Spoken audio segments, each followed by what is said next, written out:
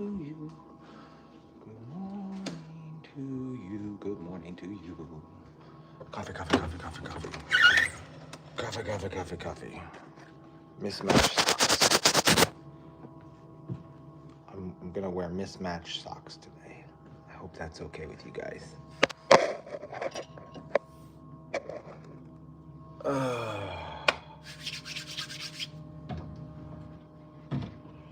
Okay. Let's remember to always put the coffee in first. The coffee is in, everybody. The coffee is in. It's Monday. I'm tired. Did that time change mess with anybody else? Like, the day that it was supposed to help us out, I think actually made it worse. And then going to bed last night was awkward, but still went to bed kind of early. But then you're up like a bunch of times in the middle of the night because your timing's all off. I don't know. It was all messed up. I got all messed up with that timing thing. It'll take a little bit of time to get used to it, apparently. I did. I woke up very early yesterday. I was up at like 4:30. Yeah, I slept like crap last night too. We had somebody calling us at midnight on the business line, and they kept calling, and Lauren kept saying hello, and then they'd call back, and now we have this fancy 800 number. It's like 888 SFF GOAT. Anyways, when they call, they can choose one of, it's all special and important. It says, for goat snuggling events, press 1. For social media connections, press 2. The person was picking the different options on trying to get a hold of us. That's a nice one today. That's a really good one today. Wow, that's perfect. Listen, I always noticed it too. It's crazy. Your body will develop a zit when you're under stress or pressure. Every single time. And my nose just happens to be the landing site for it. Why can't it just be a pimple like on my butt or something? I'd rather take a pimple on my butt. So yeah, that phone just kept ringing. And I don't know if they ever left a message or not. At one point, Lauren picked it up and she's like, she didn't say anything. The person tried this separate option, one of the other options, and they were like, it was an older lady, it was an older woman. Hello, I want to leave a message. And Lauren's like, okay. Nothing. As soon as Lauren talked, it was blank space. So somebody was trying to leave us a message. Then, of course, wouldn't be a fun night on the farm without catching mice. Yes, I caught a mouse last night. I got a call from Mary. Mary says, we got a mouse in here. I said, all right, let's go down and see what we can find. And there was a fat mouse. It was not a rat. But this thing was such a fat little mouse. Now I feel a little guilty. I'm explaining exactly how I got rid of it. You ready? Don't judge me. I walk into the room and, ready? There you go. This is the windowsill. And apparently he had climbed up into the windowsill and he was running around on the windowsill. And when I walked in the room, he turned around and looked at me, and he came back this direction towards me, and there was this big metal tin right there. And I grabbed a thing. I was gonna just capture him like this. I was gonna put the put it on his head and like let him go. That's how I was going to do it. I was going to capture him like mousetrap. It was a cage with that, and I was gonna let him go. And then I couldn't resist myself when he was right here between this metal tin and the wooden windowsill.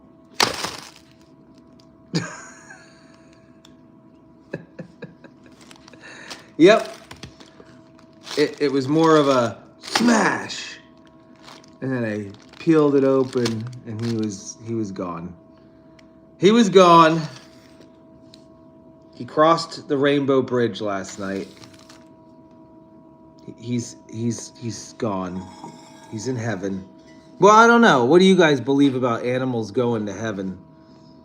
That's a touchy subject, isn't it? Do you believe that animals have souls? Do you believe that your loved ones actually go to an afterlife?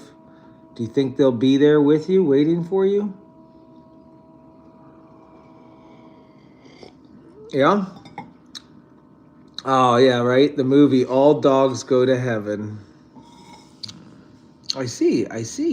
There are a lot of people that believe in yes, they do. But you know, the Bible doesn't actually say they do. But you can find some clues in the Bible which point to the fact that they do. I believe too, as well, that they will be there waiting for us when we get there. But there is nothing written in stone that says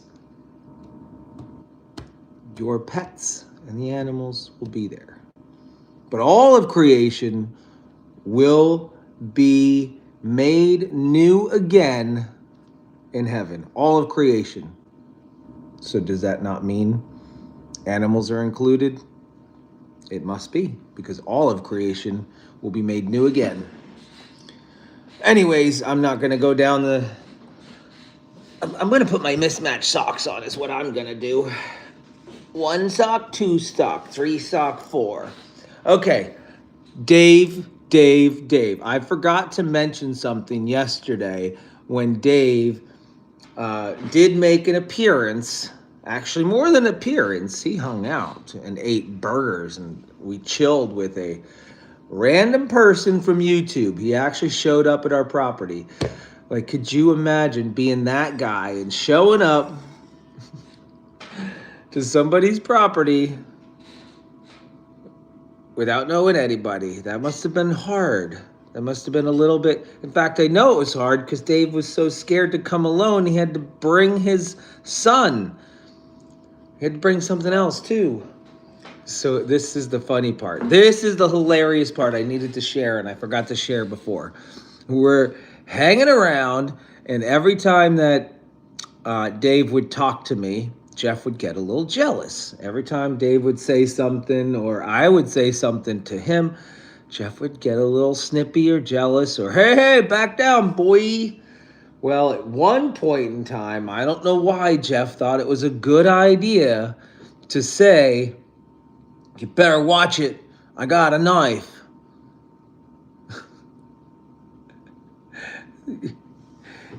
Okay.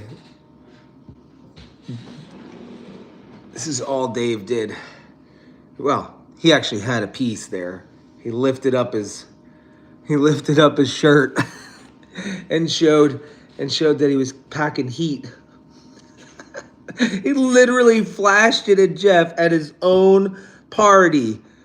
Jeff sat down and he was quiet and he didn't say anything else afterwards.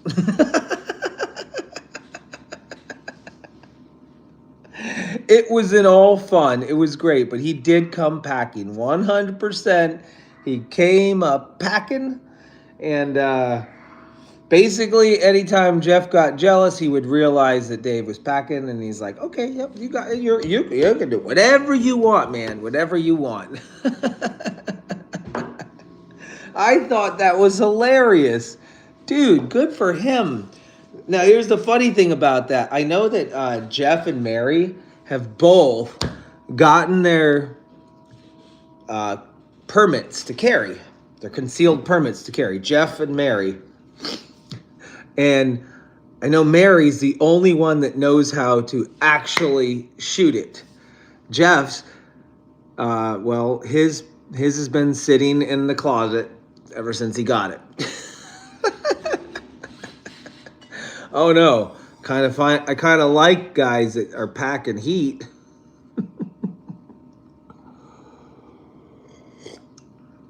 No, Holly, there were a couple of psychopaths there.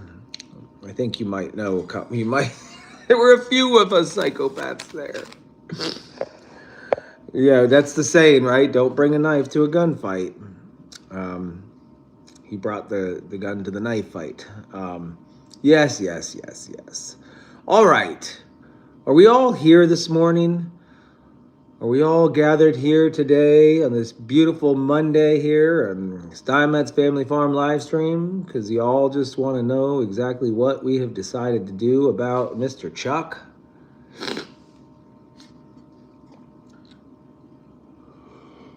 Raise your hand if you're present. Do you remember that back in school? Or yeah, and they'd call your name out one at a time. Oh my gosh, that was fun. All right, you're all here.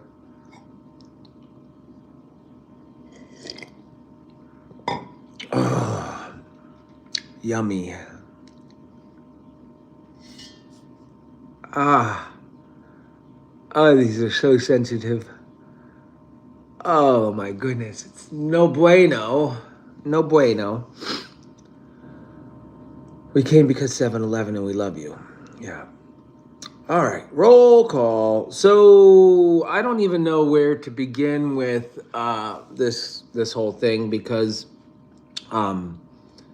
with Chuck, there's a lot of emotions wrapped up into all of this. Not just for me, not just from my wife, not just from Jeff, not just from Mary, not just from Lester, not just from Jamie, you guys, everybody. There are so many emotions wrapped up into this, and we all want to make the right decision, and we all think that our decision might be right, each one of us. But decisions have to be made as a whole. They have to be made as a whole, and that's that.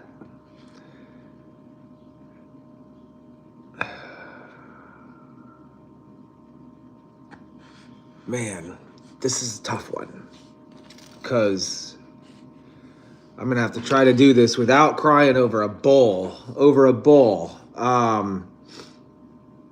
We can't take Chuck. Jeff's not gonna take Chuck, and we're not gonna take Chuck. And I feel bad about that for Chuck. I feel bad about that for Lester. But I'm sorry we made up our decision, and Chuck will not be coming to Pennsylvania. I'm sad because 100% I know I love him. I know Jeff loves him, and I know Lester loves him. Us three men love him, so we've decided that we're all going to leave our significant others, move to the mountains with Chuck, and live a happy life forever. Not really. That's not what's happening. But hey, that came across my mind. I'm gonna ask these boys if they want to go live with Chuck somewhere. No, he's not a bull. He's a steer. We're always going to call him a bull. And if he acts like a bull and he looks like a bull, well, we might as well call him a bull. But we all know he's a steer, right? We do know he's a steer. He doesn't have his balls. It's fine. But here's where I have a problem with this whole thing, and I don't have control over where Chuck is going to go. But with Chuck's violent behavior and aggression towards people and animals. No, he's not good for breeding. He's not good as a companion animal. He's not good as a yard art for somebody's farm. And he has very limited options. And hypothetically, let's just say, and we can all agree to disagree, if Chuck goes somewhere that doesn't have a camera on him, like we do, like Lester does, if Chuck goes somewhere that is not of social media presence, he will disappear out of our minds forever. Not forever, but he will fade away. He will fade away. We will not see him. And let's be clear, when somebody isn't watching you and you're not being watched, and he makes a violent, aggressive move towards somebody else who doesn't love him, who doesn't want his best interest, we all know he will end up in a freezer. But we won't know it because nobody will be held accountable for that. That's if he ends up somewhere else. I don't have control right now where he goes.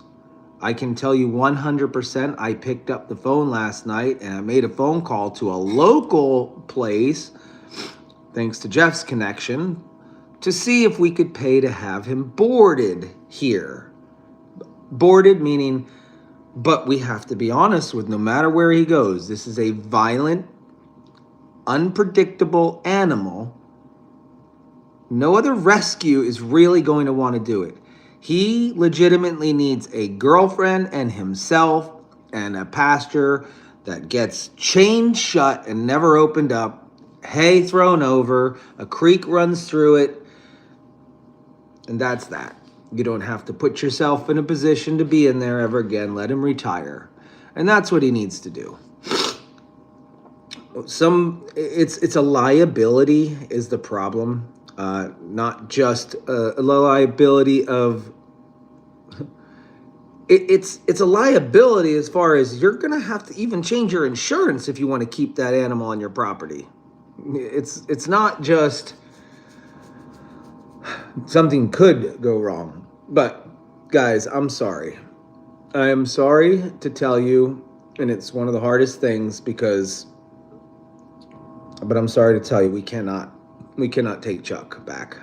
And I probably spoke too soon to Lester about taking him back, because on Saturday when this all went down, he said, come get him. And I'm like, okay.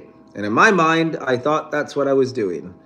But I sometimes act too much upon I let my emotions take over. And I let my heart carry me a lot. In fact, I mean, it's not a bad thing. I'm here in the situation I am because I let my heart carry me here. It's brought me 3,000 miles across the country to finally meet the love of my life. Not the man. That's my father-in-law. We love him too.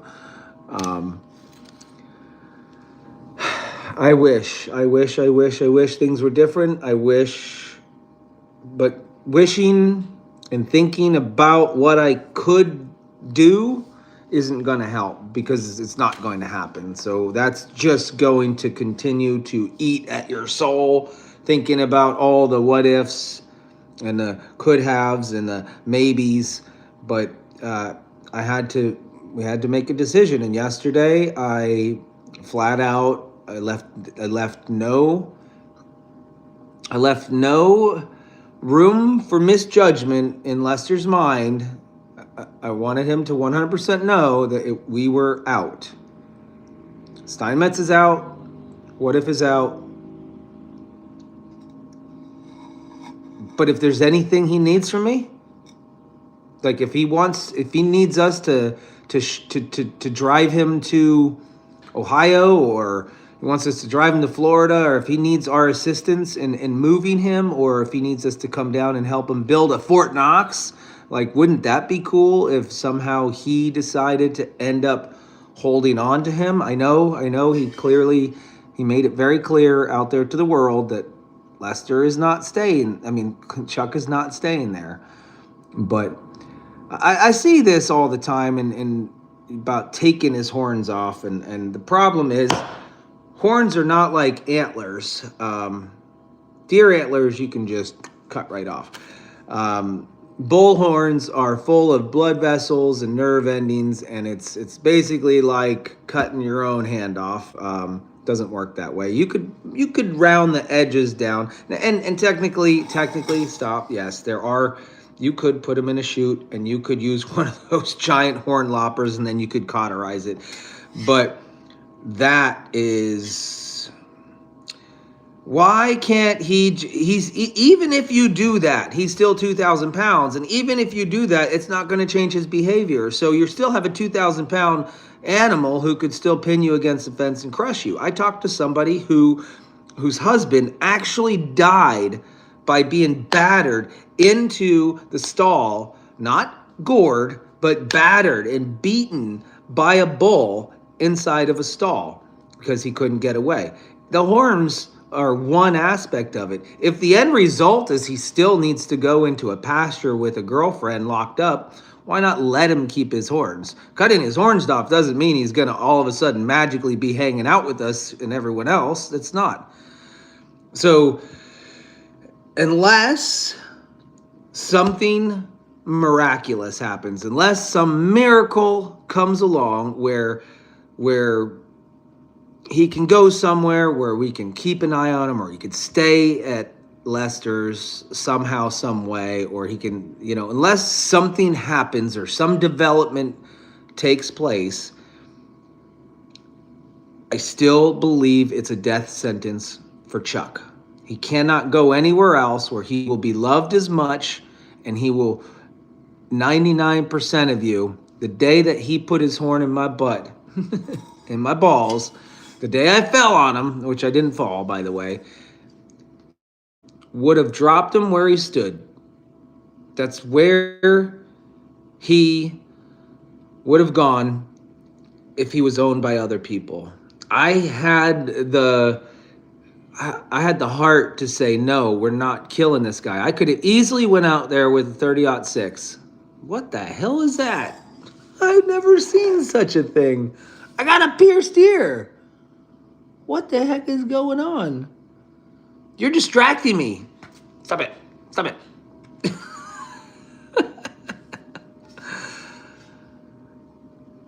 We could have ended this whole thing. And I've seen these nasty comments the last few days, especially on Lester's channel, about how I'm, Lester's held to a higher standard, but I'm not. I should have put him down. He should have been turned into hamburger a long time ago. It's my fault because I raised him that way, and I'm going to admit I was wrong. I did not grow up with bulls. In fact, I grew up around farm animals, but I never was a farmer. I never was a rancher. I ran a combine. I ran some swathers, baled some hay, but I never, ever, ever owned or understood or socialized with goats or horses or cows.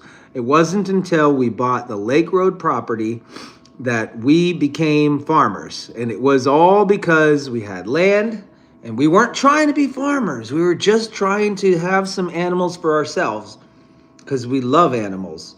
Then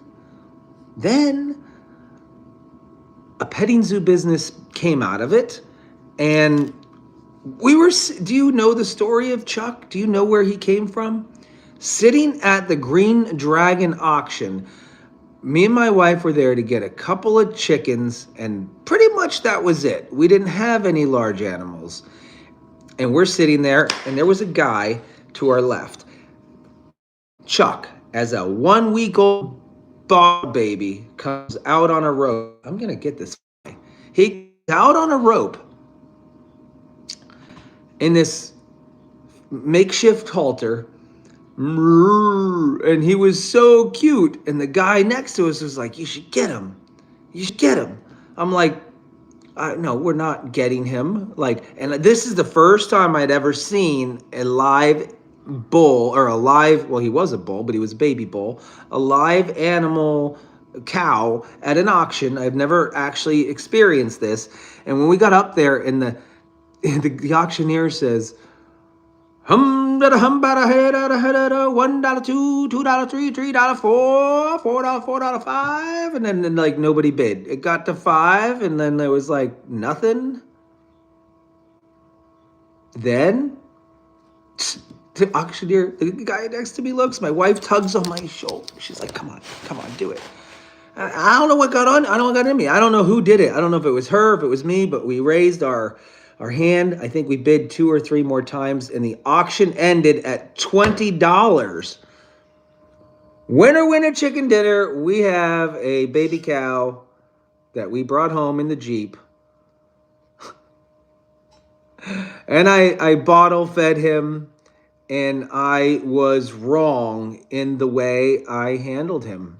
I'll admit it. I loved him too much. I played with him. We ran through the woods together.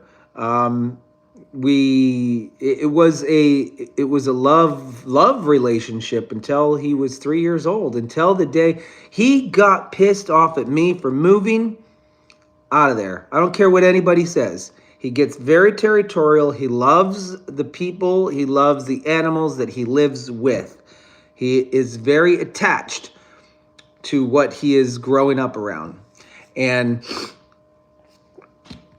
I fed him every day. Well, Jeff did too. Listen, Jeff's a big part of this too, and I'm not going to throw Jeff's feelings aside. Like, this is not just about me, but I'm giving you my side of the story. Jeff, I'm certain, is going to at some point go live and explain why he can't take him. And that's not my story to tell, but that's his.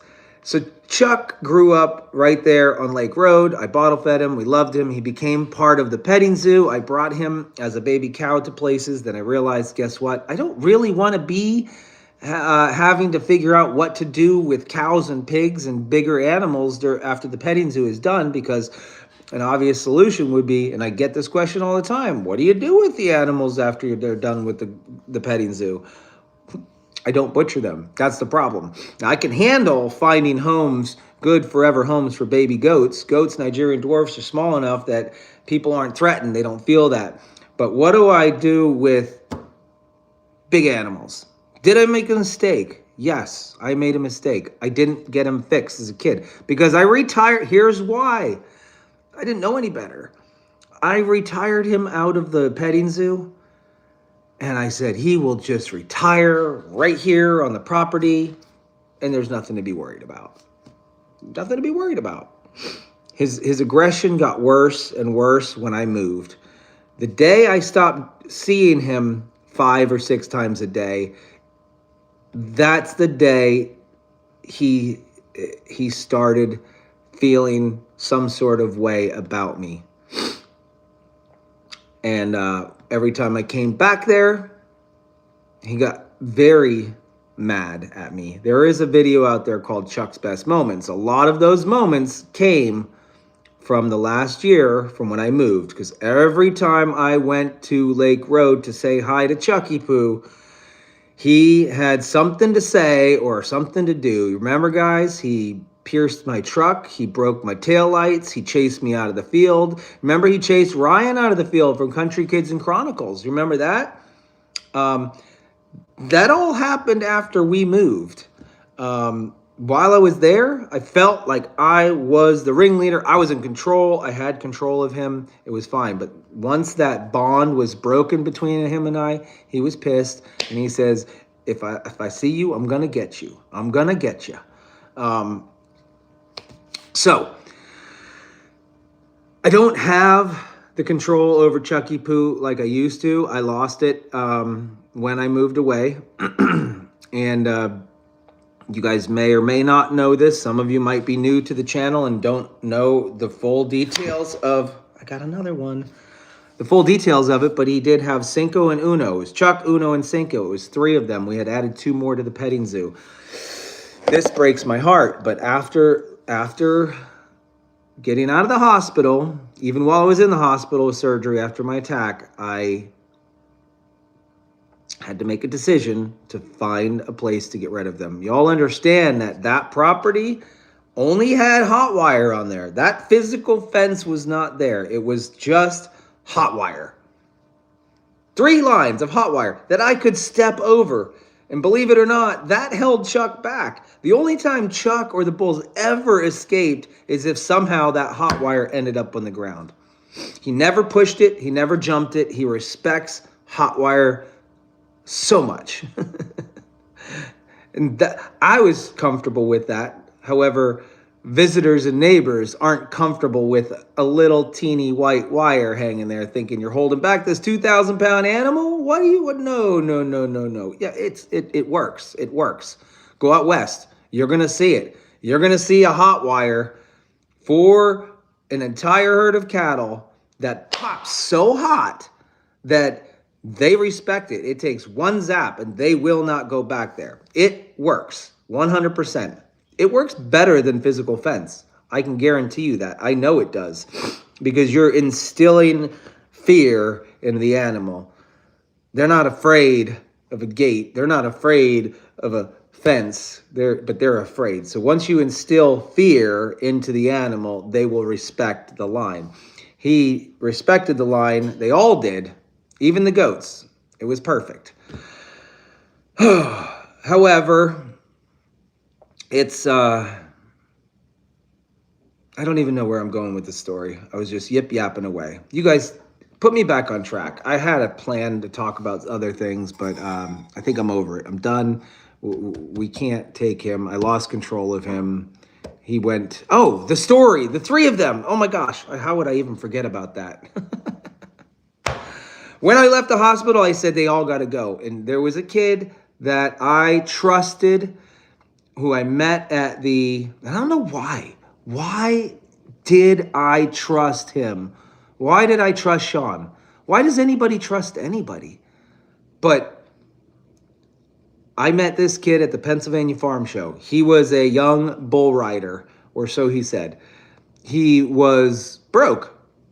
And I bought him a pair of pants. I kind of took care of this guy a little bit while I knew him. And a year passed, and I saw him again. And now come up to the bull attack, and it's been 2.5 or 3 years, and I've known this kid, Sean. Not on a personal level. We didn't go hang out. We didn't have dinner. We didn't do anything like that. But I knew this kid. And I knew he was in the bull arena, and I didn't know anybody else. So out of desperation, I knew that the bulls couldn't stay on the property. Yes, all 3 of them were bulls, Chuck, Uno, and Sinko. And they got along fine. There was never a problem because there was never any girls around. Well, I knew they had to go, but they had to go together. There was no way. I could have went right down to the butcher shop myself. I could have butchered them. I could have made some money. I could have filled our freezers. I could have donated the meat. There's lots of things I could have done, but I didn't. I chose to try my hardest to find a place, and he lied through his teeth. That rotten kid lied straight through his teeth.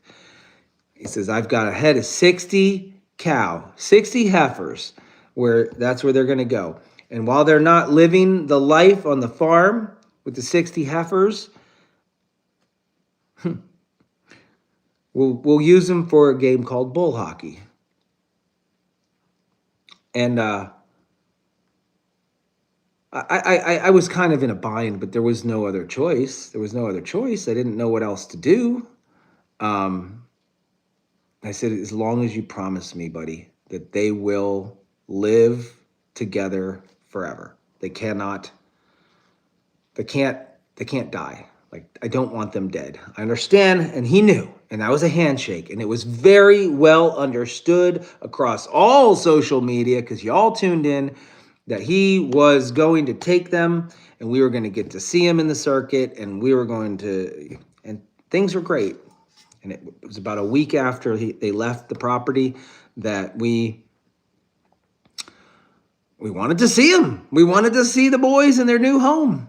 And I went on a wild goose chase because Sean had used my very own trailer to take Uno. Uno was the first one to leave off of the property. He was that golden red, golden red Jersey bull, beautiful, not disbudded, but he was polled. He never grew horns, but he was just he used to come on the wagon rides with us, and he was the in fact, my YouTube icon, that is Uno. Uno he was our social butterfly.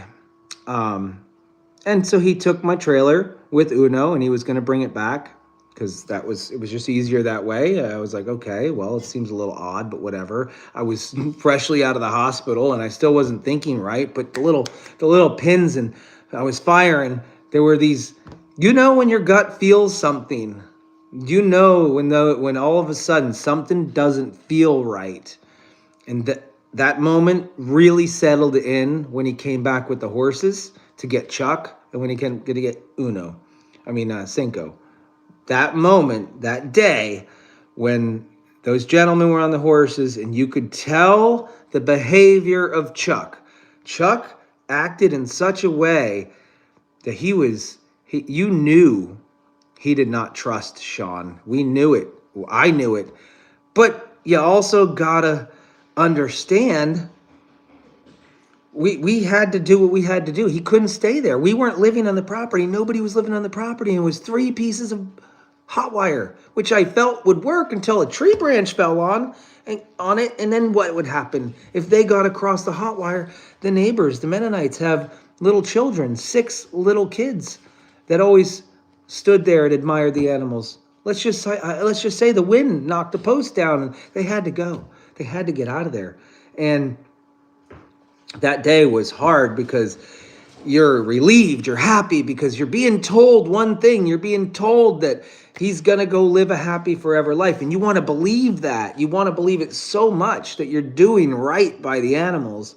And after they leave and we sit there, the pit in my stomach never went away. It was still there.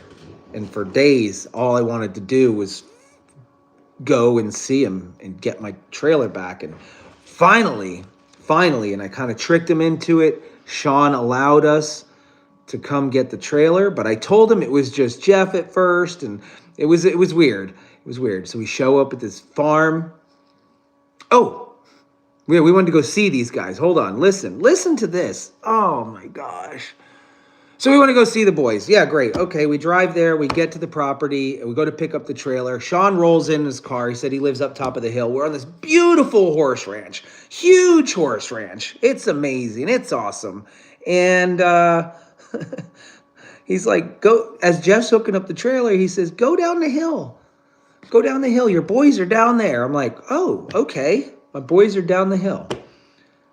It's not dawning on me till right this very second as I'm saying this out of my mouth. Something just clicked. Something just clicked.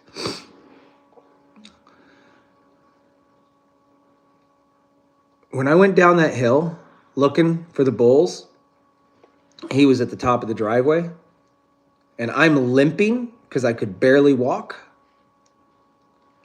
And I couldn't find them. I even turned the camera on. I made content. I was like, my boys are here. I'm going to find them. And as I walk down that hill to these different pastures, and I look across the meadows and I look across every pasture and I don't see them at all. And what I am realizing at this very moment,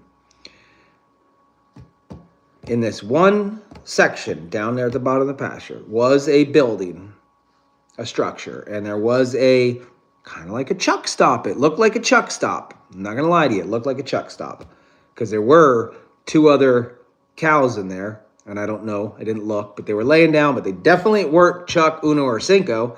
And what triggers me right now is I believe he knew, or they were there. I believe they were there. Well, they had to have been there. And I think that was the transitioning spot for the animals to the slaughterhouse.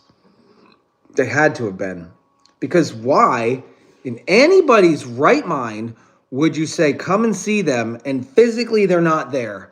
I think he assumed that they were still there on the property. I think he thought they were still there and we would just say hi to them, and not knowing they were getting ready to leave to the slaughterhouse. I think they were there. The trailer was there. I think they were there. I didn't see any ladies. I didn't see nothing. A lot of it was a lie. Everything was a lie. And okay, so what kind of explanation does a man have for somebody when he says, yeah, go look at your bulls and they're not there? What kind of explanation do you think he had? This is where the most childish thing in the world happens. He ghosts us. He gets in his car. I called him up. I said, they're not here. He's up there. I said, they're not here. He's like, I don't even know what he said. He was like, oh, I can't hear you. And he hung up the phone. And he literally drove out of the driveway and sped off and left and ghosted us. Ghosted us. Gone.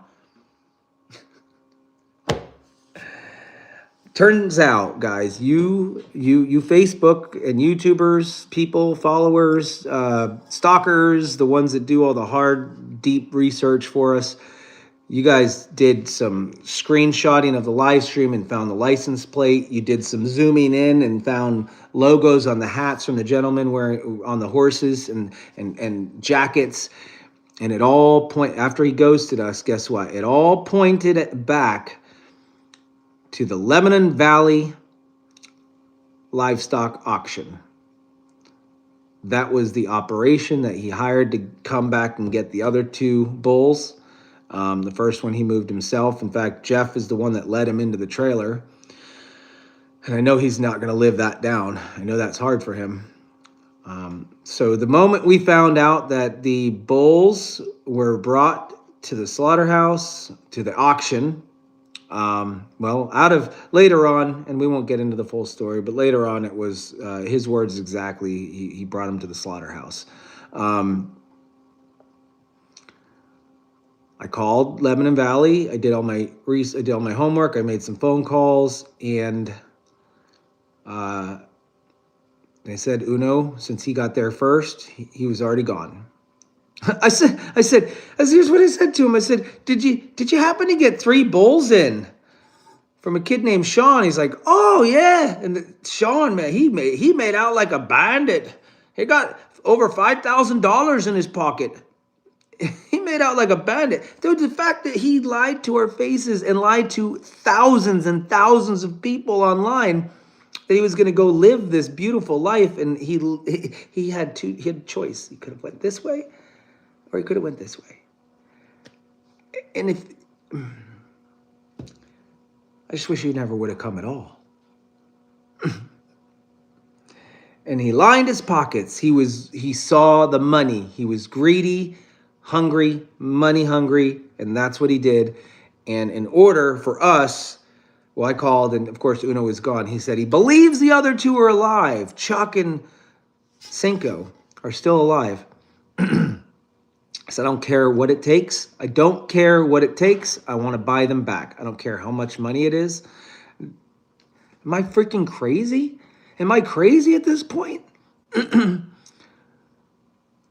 Not only now have I been gored, hospitalized, surgical procedure on my testicles, emotionally wrecked and damaged, lied to, cheated, stolen from, and my babies taken from me and brought to slaughterhouse. Now, on top of it, to add salt to the wound, I must buy back my own animals that I gifted away.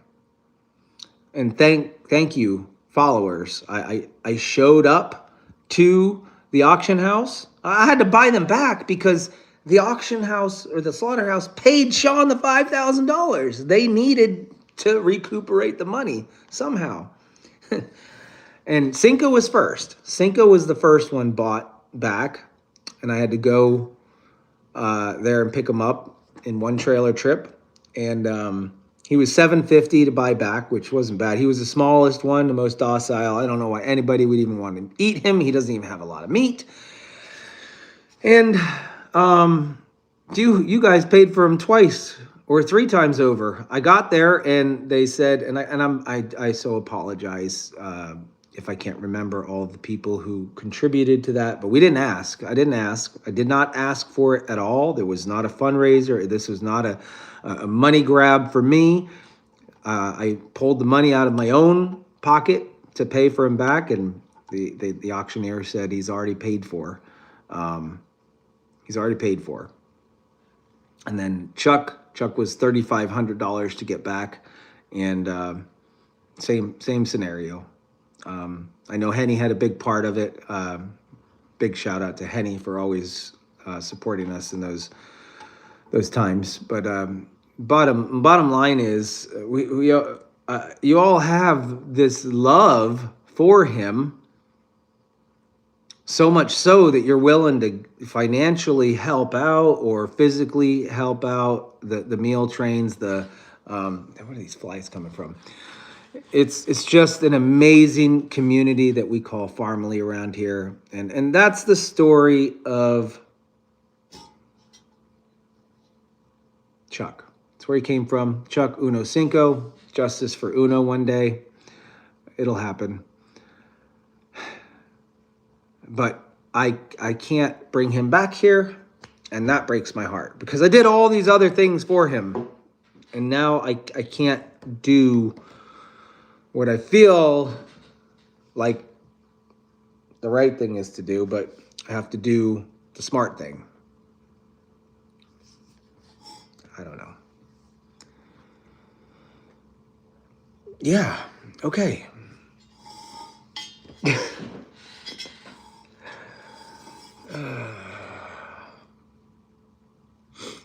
just hope to God, just pray and hope to God that he does not end up back at a slaughterhouse, because but in my gut, if he ends up at a place that doesn't have a camera and somebody that's not held accountable for him, if he's still violent or does something, he's in a freezer. He is. So, all right, listen. That was not part of the plan.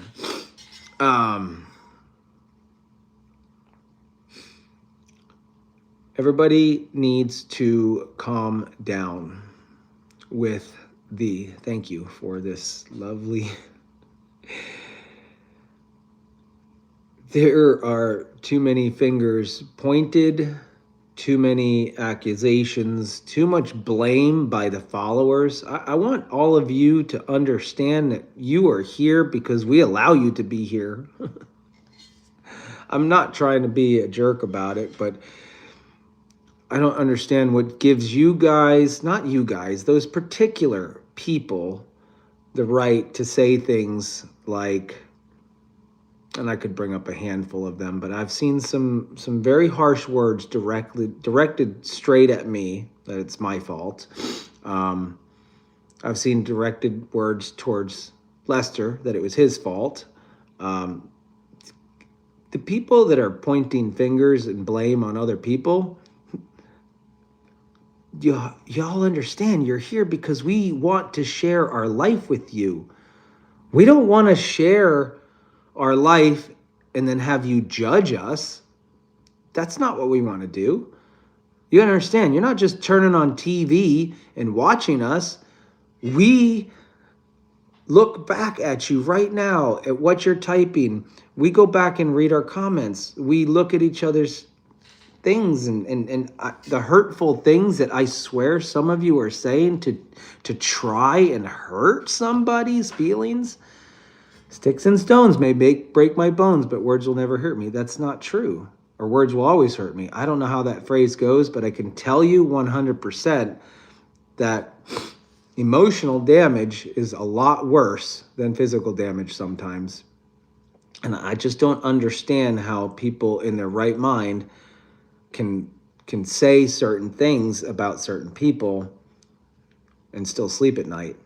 So I don't understand it. I don't understand it, and I don't think I ever will, and I don't think that we'll ever get through to their heads at all. But what I can say is, if we choose to, if you push those boundaries, and we have done this before, It is a very simple fix. We can make you go away.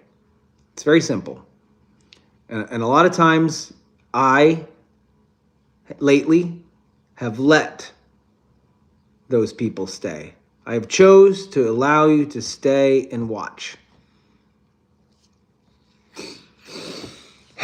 Be nice. Be nice, be nice, be nice. We all are trying our best here and we're human. That's all we can do. Try our best and hope not to be torn and ripped apart on the internet by some internet bullies. That's all. Block Island, I love it.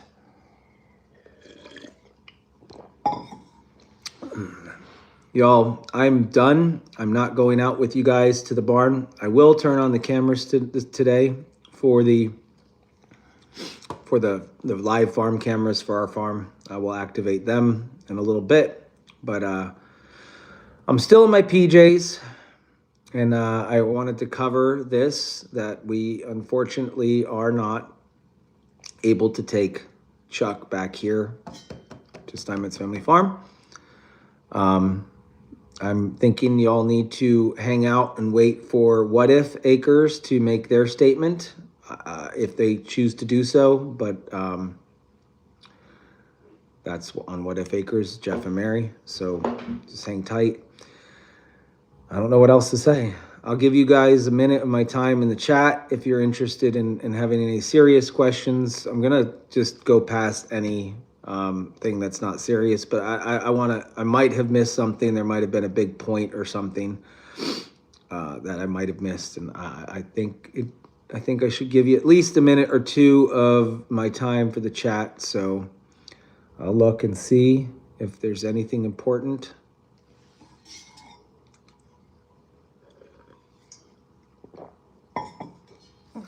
Thank you. It's one thing I see a lot of, love. I see a lot of love around here, and that's awesome.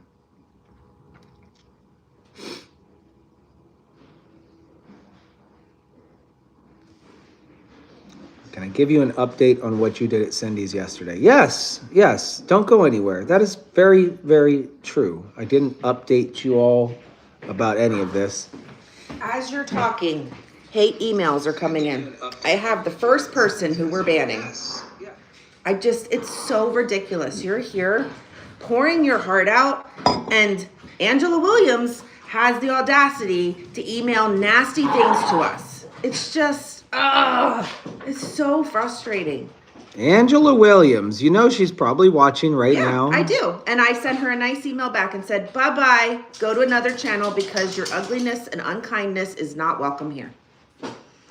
It's ridiculous. Why do people feel like they have to be like this? Angela, why do you feel like you had to send that email to try and hurt us? It's...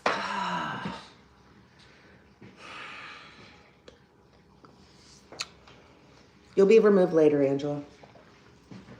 Well, now you know. I don't care. I'll call you all out, all the people that want to be nasty. I'll listen. We'll throw your name out there, and we'll all know where you come from. We'll all know where you stand. But listen, it's not an eye for an eye. It's not. It's not an eye for an eye, and that's not the plan.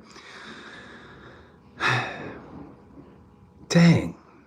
It don't matter how much you pour your heart out to somebody, does it? It doesn't matter that you that was sent at 8:01.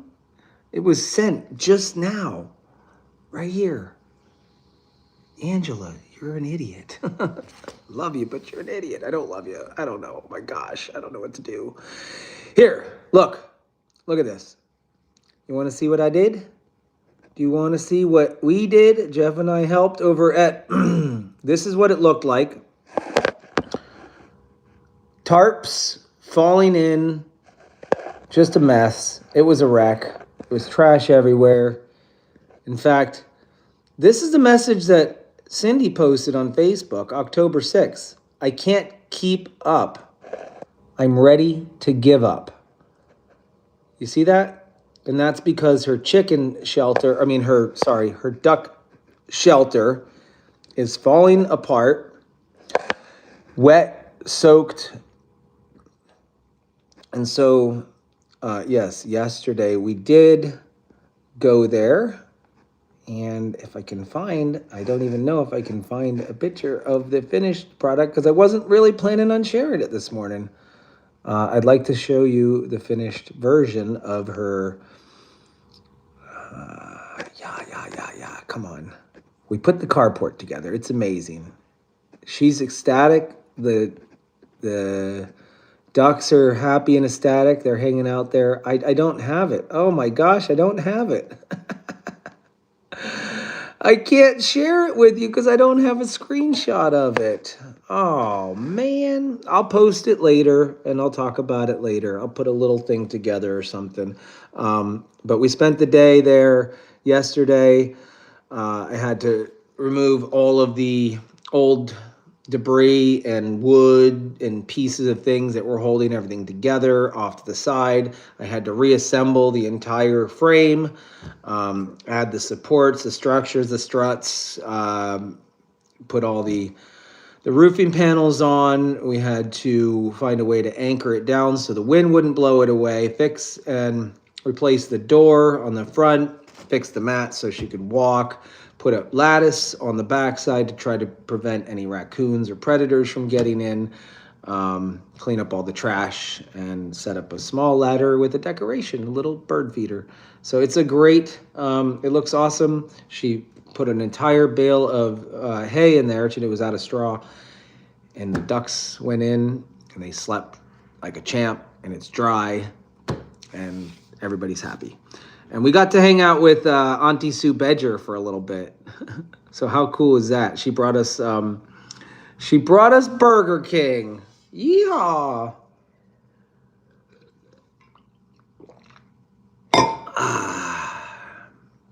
I'm done. Peace out. Love y'all. Bye.